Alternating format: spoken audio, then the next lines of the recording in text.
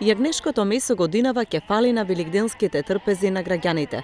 Ова е одговорот на струмичани кои сметаат дека цената од 450 денари за килограм е превисока за нивниот домашен буџет. Финално до сега беше се со јагне. Прва година ќе промашимо мојот век. Зошто? Малку дојде посолено и крај.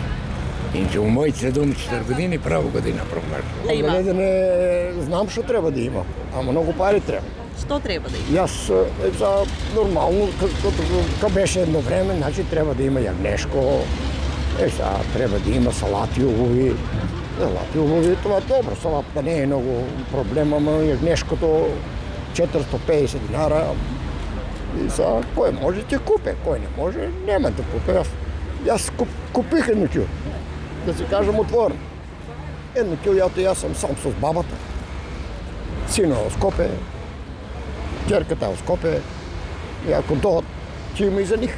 Ими се вопцуват прво црвени јајца.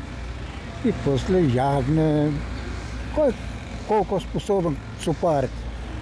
Толку друго. Како е јагното оваа година? Скапо ли е? Много скапо. Скапо много.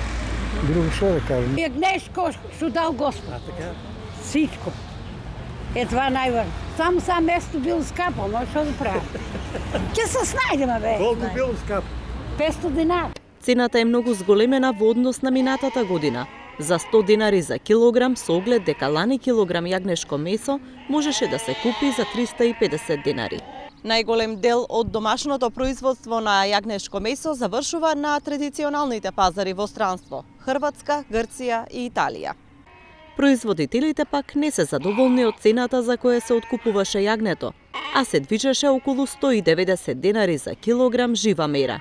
Сметаат дека цената на суровините е многу покачена и затоа откупот требаше да биде повисок за барем 20%, за да им биде исплатливо одгледувањето јагниња.